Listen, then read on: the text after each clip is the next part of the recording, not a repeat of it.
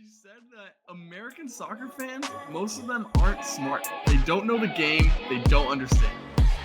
Gio.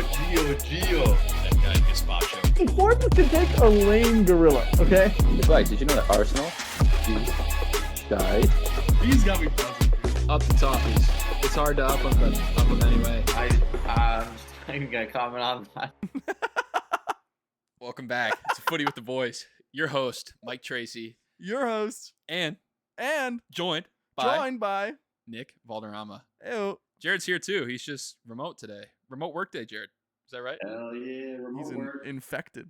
Infected. Yeah. He's quarantining. Said stay away. World Cup fever. World Cup Oh, fever. dude, this guy. That's great. Those are the sirens for the infected. Yeah. I love hearing that in my ear. Well, welcome back. We got a full list of things to get through today. We're finally in the knockouts for the World Cup after the group stage. We were just debating whether we like third place teams, A little behind the scenes. whether we like 48 teams, whether it could expand to 64. We'll have more of those debates after the World Cup. Hell yeah. But for now, we're going to get right into it.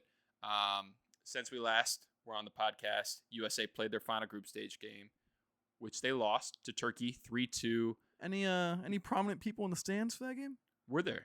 I don't Jared, know. anybody there that Anyone you're familiar with? do we know anyone who maybe Loki, there were a lot of celebrities there, including a host of a popular podcast called Footy with the Boys. Oh, I thought he was I going to was say Slick there. Rick. They didn't show me on the big screen like they did with Leonardo DiCaprio and Paris Hilton and all them. That's because 'cause you were on the bench. That. giving out instructions? They were like, he might be a player. We gotta focus on wait till he's subbed on to show him. And Coach wanted to rest my legs, so I said, what, that's all right. They That's said, all is that right." an authentic USA home but- World Cup kit? They did. He has to be a player. He's got to be. They saw, Atmosphere was crazy. atmosphere looked Like, awesome. nobody- insane. The matching outfits with you and your brother, pretty awesome. Cute, USA cute. kits and blue shorts. Gotta love it. Cute. Couple of outlaws. USA lost this one at the death, literally the final kick of the game, 3-2. Quite a thrilling match. Goals on both sides, some standout performances from some of our players, and a very rotated side, right? Weston McKennie's really the only starter who's in that 11. Everybody else is more of a rotation player, which we kind of expected. We knew that at least the four guys who were on yellow cards would not play. Pulisic was unlikely to play. Yeah, I didn't expect it actually. That was a lot. But it was more than right. Yeah. We were kind of debating I whether think five we kind of rotations made landed on. sense. Yeah, I think we kind of landed on It was closer to what Flags was pushing for, more of a full rotation. ball knower. And Turkey, pretty much their starting squad for the most part. They were looking to leave with something. They were already eliminated at that point, but wanted a point, wanted a win to take home with them. Flags, what did you think? What did you make of the rotated squad? Who stood out to you?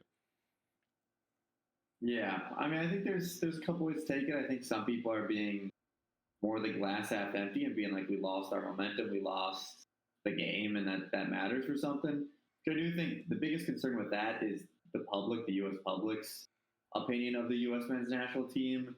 I had an Uber after the game going to the airport going like, oh, does this mean the U.S. are out? Where I think you lose a bit of that public perception of like, your basic, maybe average American doesn't know exactly how it's working. Sure. So just seeing a loss, even though they don't know it's a rotated side, they don't know that the U.S. had already won the group.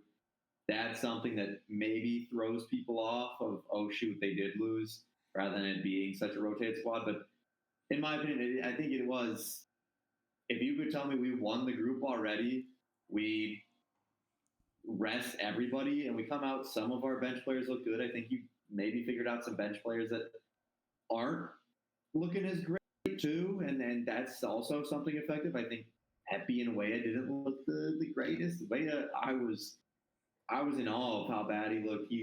I don't know if you could see it on the TV as well, but he wasn't anticipating any ball that was being played into him. And both Berhalter and Rain were playing in a lot for him to run onto, for him to like go to, and he was just kind of avoiding it, letting it bounce, or just not reading it at all. But I think overall, Turkey exposed some of our backup players that most likely aren't going to play. We were able to get some type of adversity by being down 2-1, and we came back, and we end up losing on that last second. But Pulisic came on for longer than I thought. He looked really good. So I'm honestly coming away from this unbothered. Our players are healthy. They didn't get any type of suspension. And going into a Bosnia game where I don't think this shakes the confidence at all if you know the basics. But I think maybe some U.S. public type of damage to reputation. Unbothered? My dad Unbothered. was pissed that we lost.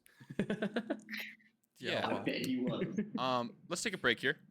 Oh, let's do it. Congratulate the Water U.S. break. for winning the group.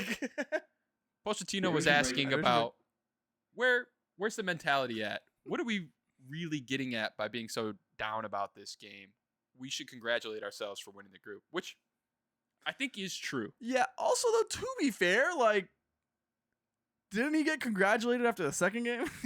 Like, I mean, we've kind of been blowing smoke up his skirt like for a week. So We have, and he was offered the new job and all that. I don't know, man. Like, but I think keeping the mindset positive is still an important thing. yeah, I mean, I don't think Flags went like super negative there. No, I think he was mostly positive. Like, He was. I think it was impressive to be as in this game, I guess. I don't know. I do think Flags is right. Some guys did look good. The way a thing hurts, I think, pretty significantly. Like, if honestly, that might be the biggest takeaway of the game. That way, it might not be up to it at the moment. For whatever reason that may be, but it does feel like the game plan was like, hey, let's play balls into his channel and let's like have him be our dynamic player. And it did not work out that way. Dude was offsides more times than I can count. And then just seemed a little bit off. Wasn't really clicking too much there. Maybe a case of trying to do too much. Maybe a case of not having a lot of games in this last like month or two. So I also think maybe a case of he's being asked to start at left wing, a position he doesn't do not often. played. He's playing on the right hand side for the most part. I mean, he has in his career, but yeah, He's right eye dominant. Right eye dominant. Maybe Oh, that's fuck. a bigger factor than we give credit to. Well, then shouldn't he be able to see the goal better? Like, right? Like, I don't He's know. cutting in. Yeah, dude, come on. So it was disappointing, but I think like Reyna was fine. Couldn't really do much. I think Berhalter had the goal, which I think made Goal the and performance, assist. Yeah, made the performance look better than maybe it was. But I do think everyone was like up for it. Everyone was up for a challenge. Like Weah was off, but also like he was still like hauling ass. Like he was still going for it. Thought Austin Trusty, really cool to see him get that first goal. Really cool to see him play really well, honestly. So that was really awesome.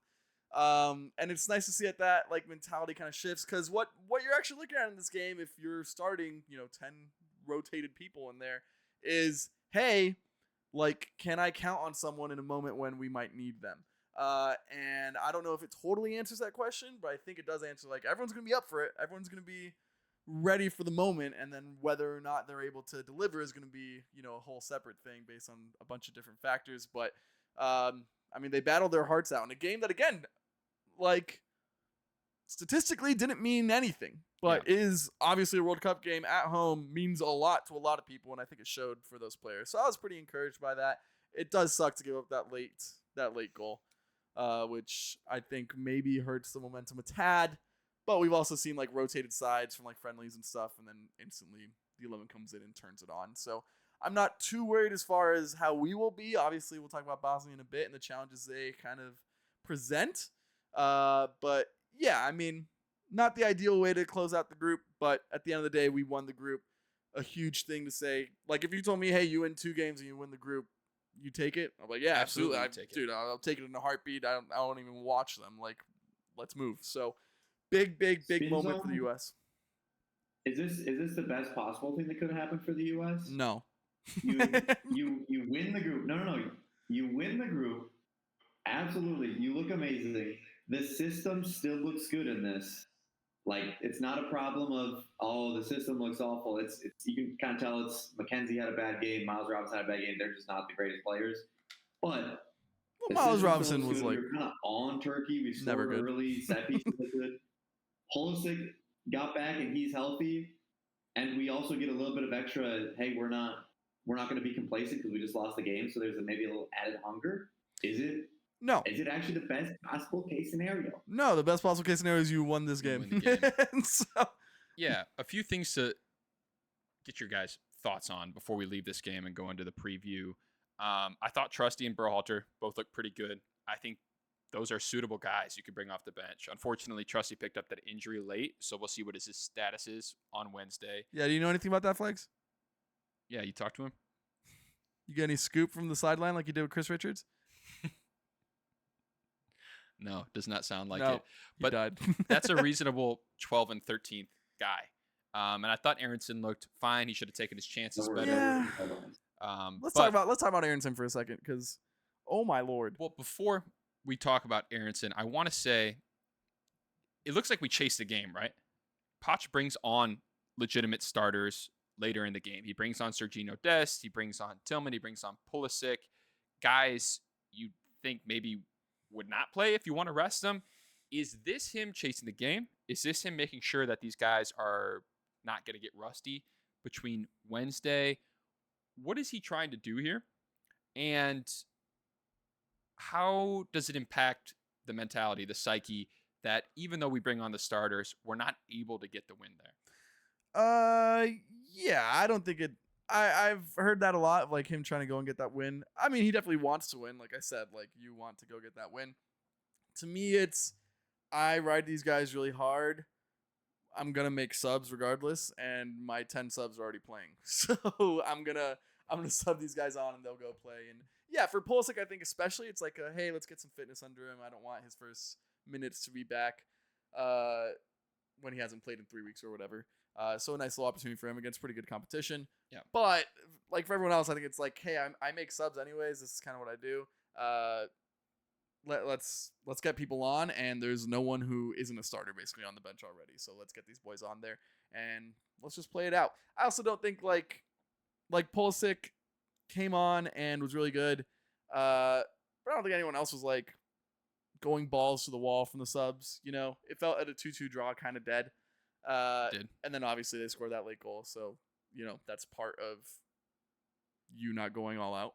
You know, you're going to get scored on. Nutmeg on Pulley and nutmeg on Turner. Yeah, I mean, the crazy thing is Yildiz, that was Guler, right? Guler scored. Guler tried the nutmeg Played right the before ball, it. rather. Yeah. And then, like, Pulisic closed his legs, and then they did the throw in, and then he nutmegged him again. And I was like, this is tough.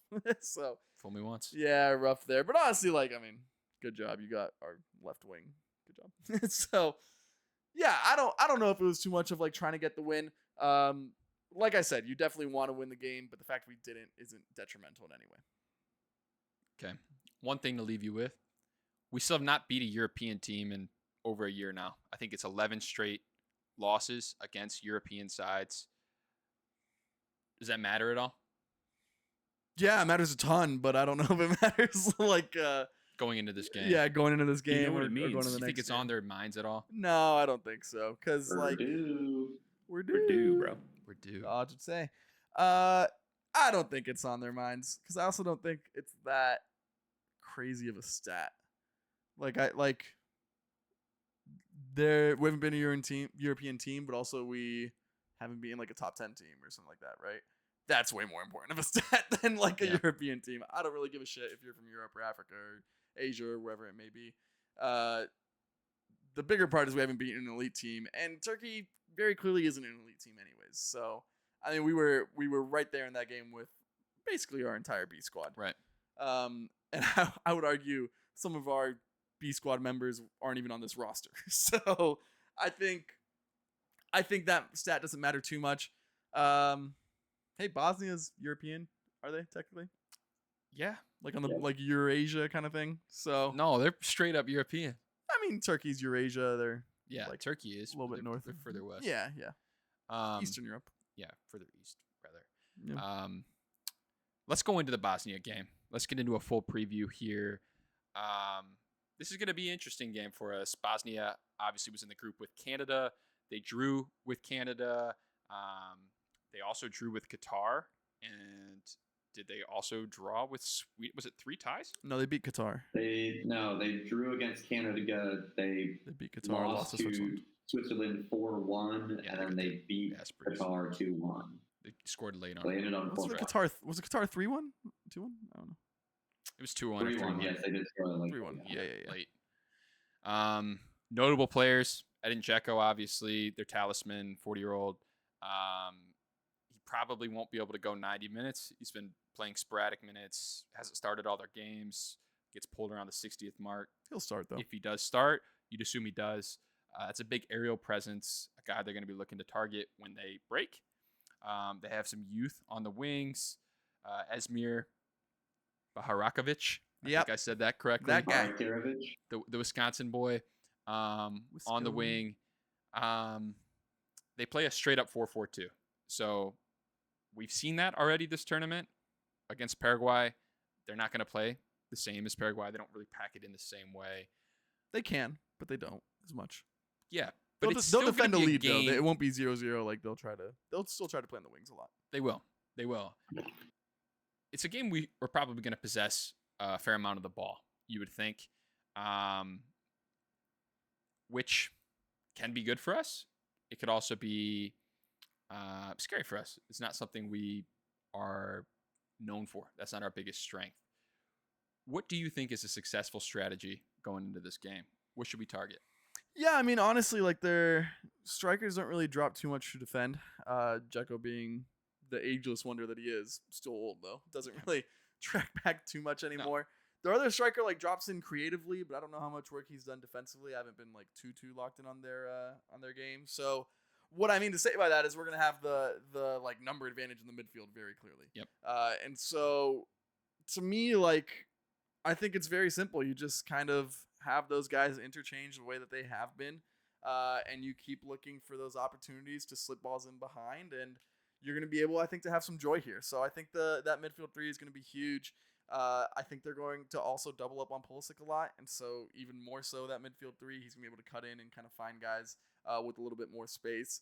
And so it's going to be up to those guys to really take advantage. Weston, who honestly I thought played pretty good versus Turkey too. I thought clearly was a cut above everyone else, and it was nice to kind of, even with less talent around him, still see him perform pretty solidly, even though he was deeper. So he's going to be huge in this game, whether it be finding like space like he has been, doing a little cutbacks like he has been, or picking out some really nice balls. So that will be good. I think Des coming inside is going to be really huge. I know Flags is huge on Des in that right wing.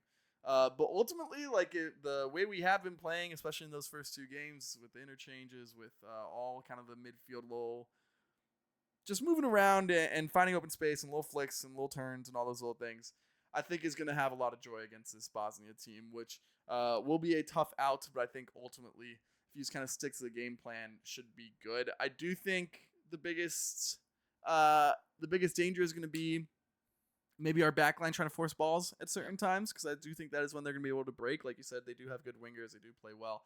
And their two strikers are likely going to be on our backline pretty often. Mm-hmm. So just keeping it simple, kind of like how especially Reem has been.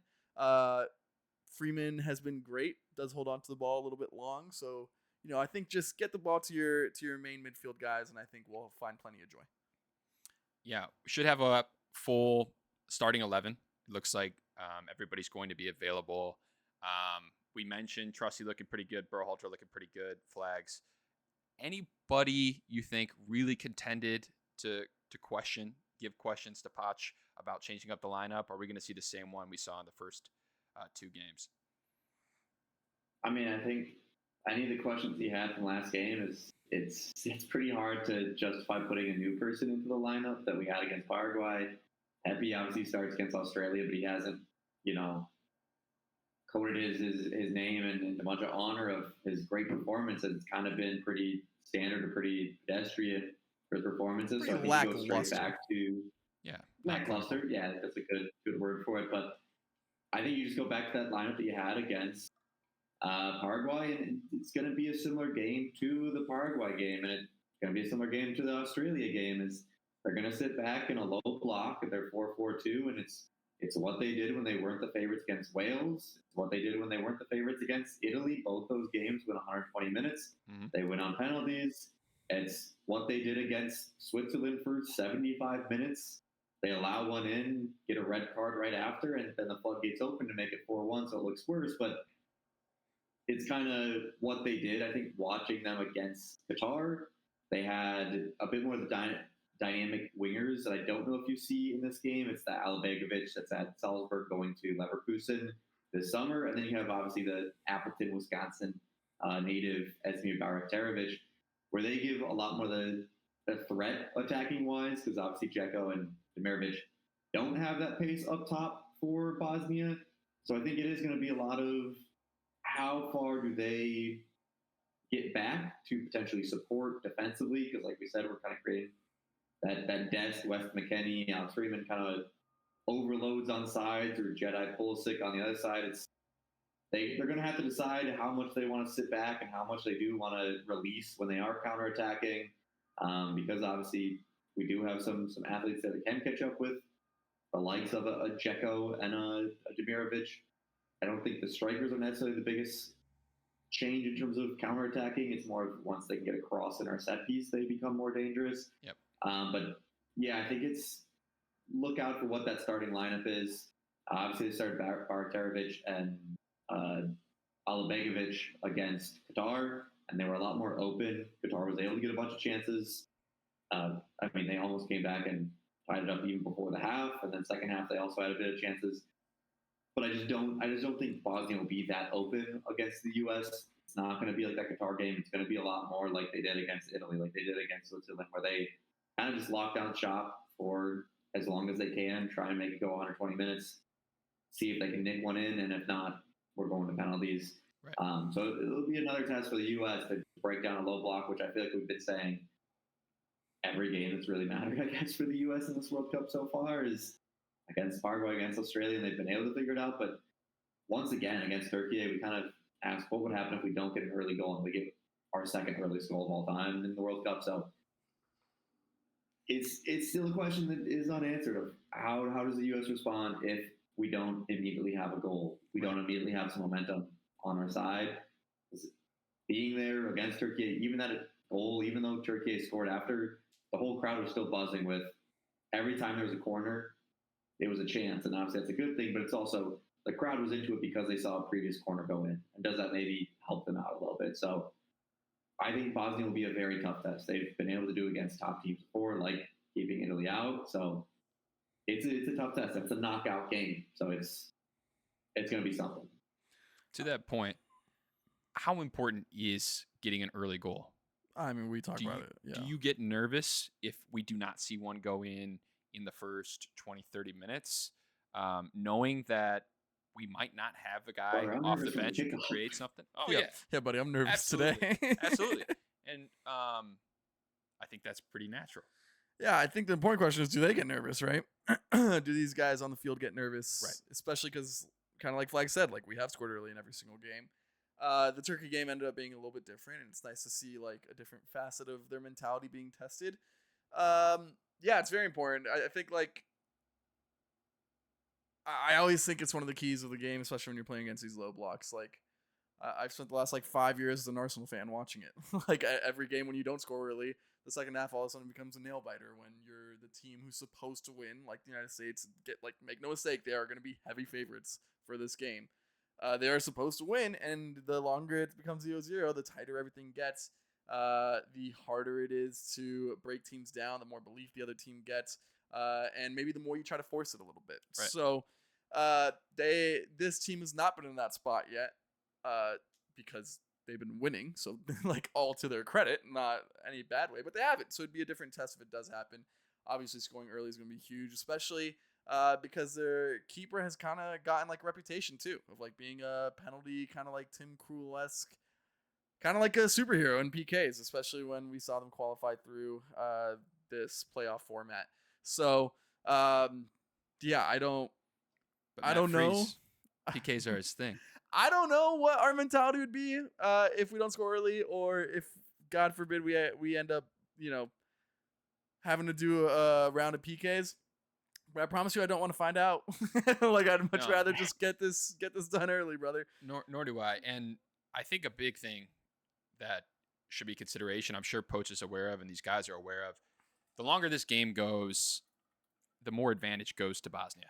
I think based on the style of play, they're going to pack it in. We're going to play a high press. That's what we do. And we're going to tire ourselves out. How many guys in this squad can go 120 minutes? Can even go full 90 at this pace of play? You would think Tyler Adams can, assuming he's healthy. But if he's not available to go 120, then it gets kind of hairy, right? Who do you put in? It's gonna be hot. It's gonna be. They're gonna be again like playing in their half for a good amount of the game too. It's a That huge leads me to a question mark, question I had. and all of a sudden you have to make subs, and all of a sudden Max Arson's taking a penalty for you. You're like, oh shit! Right. And I'm clenching my butthole. Yeah, dude. I Are don't you know. guys Producer worried Pete. about Pulley still at all? Do you plan to sub him out at some point, or do you want him to run the whole 90? I don't think you can It's a plan to sub him knockout, out. I think yeah. it's a knockout. But we Unless haven't his legs seen are dead. any of these players play a full 90.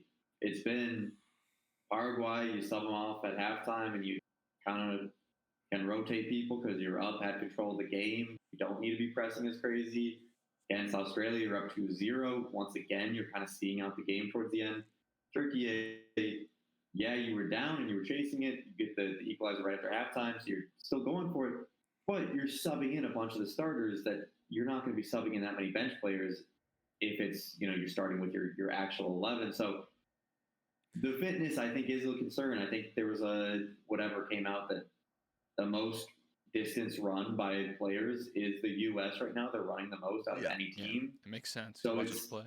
There's a reason for the rest that we gave them against Turkey, but it's also a reason to, I think, have some concern of if this game goes further and further and further without a goal, is it, oh, shoot, do we have enough The one thing for our players to really go? The one thing that does help with that is that you will expect if it is 0-0, it's because Bosnia are also defending their ass off and closing out, and like I expect us to have at least like 60 to 65% possession, and that could be low. Yeah. And so like I think Bosnia is also going to tire just as much as we will, and they'll be forced into different kind of subs and things like that. So it's a two-way street too.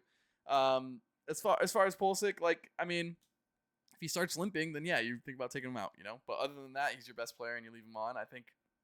And you want him to take a penalty Yeah, if it gets to that. Honestly, I think like the only way I'm subbing anyone out is if I'm like visually seeing them tired and so their performance is less, or not playing well, or I think I have some sort of tactical advantage somewhere else. I'm not doing it just to keep my legs fresh. Like fuck that. We're no longer playing that game. Every game you're giving 110%, and if you're tired for the next one, suck it up, buddy, because we're going again. So I wouldn't be in there with like a plan of let's make sure to rest him, especially because you also did give him like that week off for Australia, when I bet if that was a knockout game, he's playing, So I think he's plenty rested already. Yeah, you could. I mean, look at Alphonso Davies. Just hasn't played in more than a year. Same with Moises Bombito, and both those guys. Bombito started for Canada. Davies came on, played significant minutes. That's what a knockout game is. If those guys are even hurt but kind of available, they'll make it work. But going back to being able to see out a full game, aside from Tyler Adams and Weston McKennie, none of these guys consistently play full games for their club teams. Some of them are coming off the bench. Some of them are going to be subbed around 60 minutes. Chris Richards being the other guy. But very rarely is Pulisic, Sergiño Dest, Anthony Robinson, Tim Ream, Alex Freeman Anthony are Robinson they playing 90 they've minutes? They've had injury issues, I feel like. Yeah, injury issues. Right. So that'll be a big factor. And hopefully some of those guys off the bench that we mentioned that stood out in the Turkey game could be available to come on. I think Austin Trusty, if he is available, he comes on and doesn't really skip a beat. I think he could fill in that back line. Had a hell of a performance. Was he playing left back too? He was playing left back, which is out of position. not a position I knew he could play, but did quite well. Yeah, so we'll have to see score predictions going into it. Flags? I'm going between 1-0 and 2-0. I'm gonna run with the Dos Acero games. It's gonna be tough. I think they're gonna not try and play through the press. They're just gonna boot it up. They're big men up top. But I think the U.S. are able to break through as we've been able to. I think attacking has not been the issue with this U.S. men's national team. I do think Bosnia will be a very hard test, but I'm going 2-0. Who do you think will be the difference makers? I think Pulisic and Balogun both get one here. Nick? I got 3-1 USA. I do think we're gonna score early. I think that tactically we're gonna have a really big advantage, and they can try and pack it in, but other teams have tried that too. So I think we're gonna be able to find the back of the net. I'll split the difference. I'll go 2-1 USA. I think it's a 1-1 game at some point. We deal with adversity and we go and find a winner because that's what good teams do. We have all the momentum going for us. Now we need to prove it. We won the group, but that doesn't mean anything. It's time to win a knockout game. Yeah, I think it will be a disappointment otherwise. But all the luck to the boys. We will be at Betty's in Chicago watching the game, and we'll be recapping it shortly after. Going into other World Cup headlines, we had an all-timer on the last day of the group stage. We had Algeria versus Austria, which was a bit of a revenge game going back to the 80s. Corruption. If you don't know, I can't remember if it was 84 World Cup. I think that sounds right. Algeria was on the brink of going through, but Austria and Germany decided to pass the ball around for 90 minutes, knowing that a draw would see both of them progress into the knockout stages. So a game that's been called a sham, been highly criticized for decades, resulted in a draw, and they did not go through. So they had a chance to get the revenge here. Absolute thrilling game. A game that Algeria came back in, tied 2-2, proceeded to pass around the ball in the back in their half for 20-ish minutes. Seriously. And then found a stoppage time go-ahead goal from Riyad Mahrez. Scenes, 94th minute. You're thinking, oh my God. What do you think about that? What do I think about what? Kind of bullshit that they What? go and score when it's 2-2? No, it's awesome. No. Yeah. Go win the game. It felt like they were I think phoning it in the that whole time. Austria, like, seemed upset that he did that. It's like, nah, like it's a World Cup game. Yeah, You go shouldn't win be the like, game. oh no, he just passed around the back. It's a World Cup game. If he scores, And don't allow him to score. I mean, they They- did pass around the back. that put them into second position rather than finishing in third. So you have that benefit going for you. But the game was not over. It seemed like it might be. Then Austria made a late sub. On comes the substitute. Prayer cross to the back post, a header back across the goal, and the substitute, is it Krasmarich? I don't know how to pronounce his name. Scores the equalizer to see both Austria and Algeria go through to the knockouts at the expense of Iran, who was out, then in, then out. then Iran, in. who's had a fucking tough couple weeks. You have to feel for them. Not allowed to be in the country where they're playing all their games, had their base camp in Tijuana, had to travel 24 hours before the game. Just a shit show. They almost did the thing, just fell short.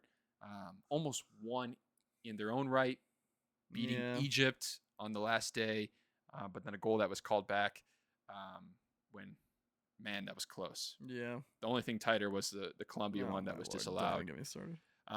Messi also did his thing, came off the bench, scored a free kick, his 6th goal of the tournament, fucking unreal. Puts him up to 19 goals all time. 7 in a row? 7 in a row. Yes. 7 World Cup matches in a row. 13 goals for him after turning 35. Pretty crazy for a guy who is largely criticized for his international career. Is now like, Yeah. just might be an international GOAT. Yeah. Like just based off international Just turns off. metrics.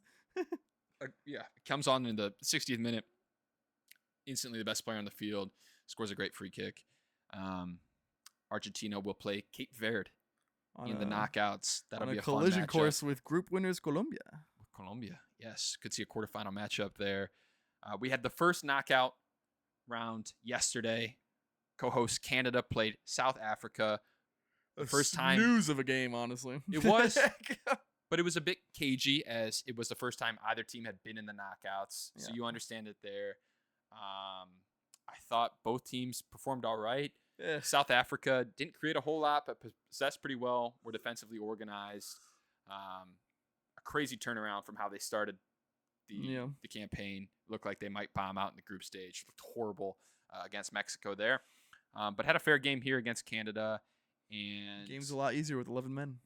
it is. Yes, if you don't work right compared to 9 men.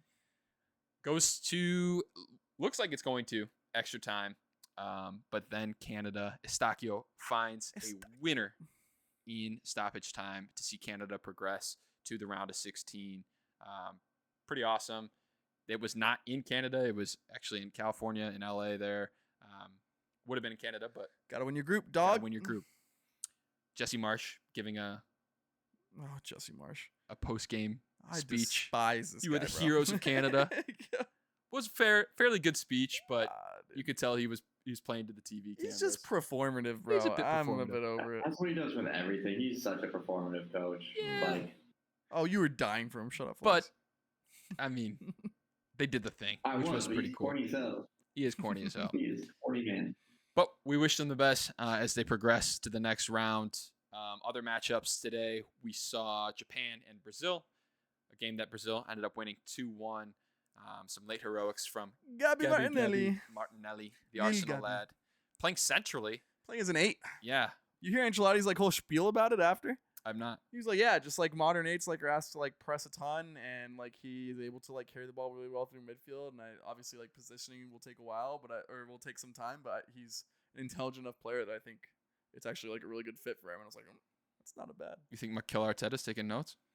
I mean, the way Mikel Arteta fucking molds people into different positions, maybe, dude. Yeah. Like maybe. I like this. Yeah, could be. I mean, who thought Mikel Marino was a striker? So Yeah, true. who knows? Got a feel for the Samurai Blue. Great campaign from them. They looked like a very organized team.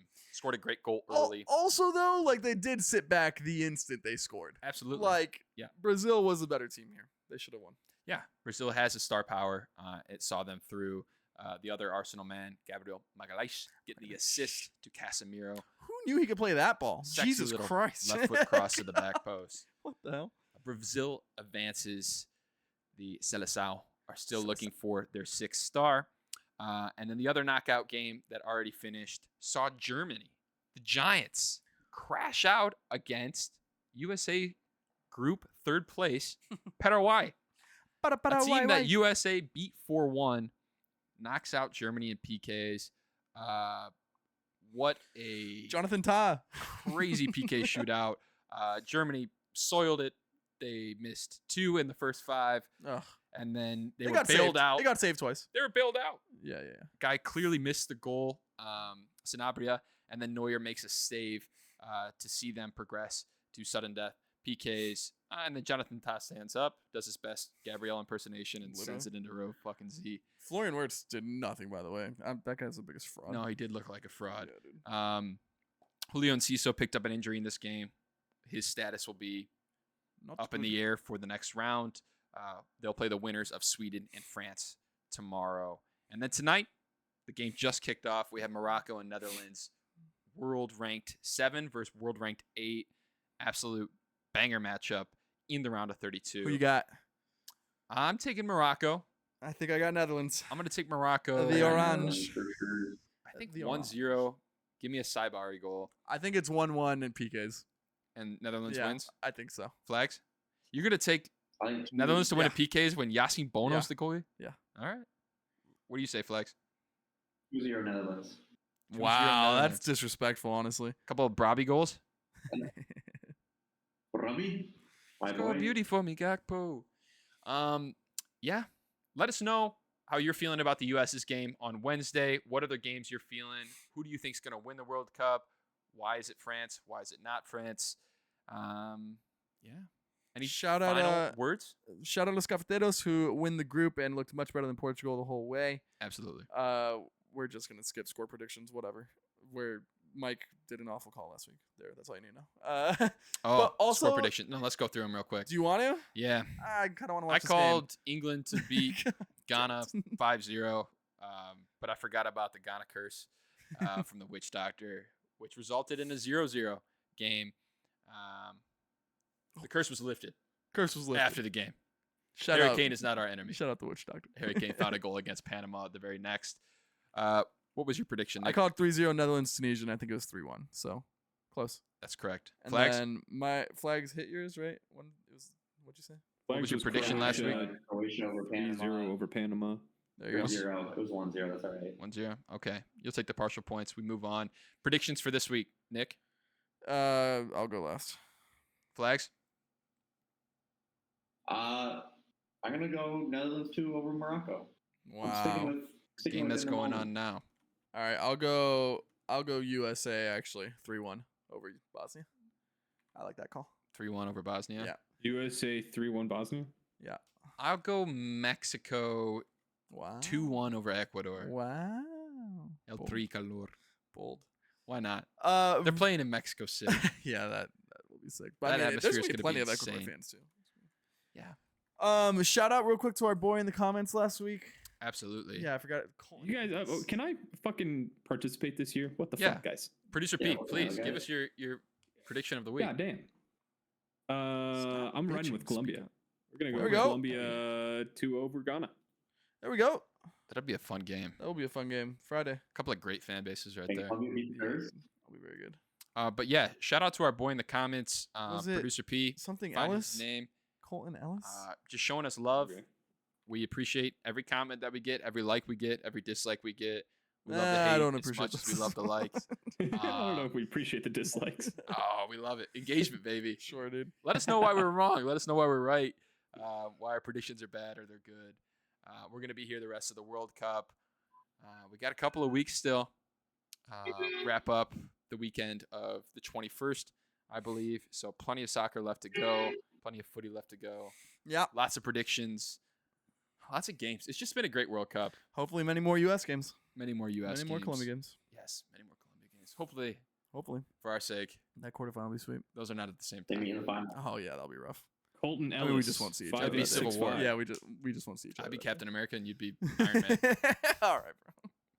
No hombre. Spider-Man always. Colton Ellis, 5'8". Without further ado. Shut up, that guy.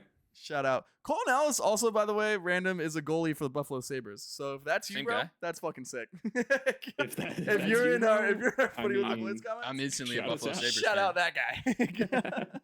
Flags, final words? Oh, final word. Actually, great. Oh. Oh, no camera, but I'll say it here. I think Nick, you said it the other week. We made a hard test look. We've done that a couple slow blocks. Let's see if we do it again. I do think it is a little unfair that we're playing against Bosnia and Herzegovina. Two So teams. fucked up.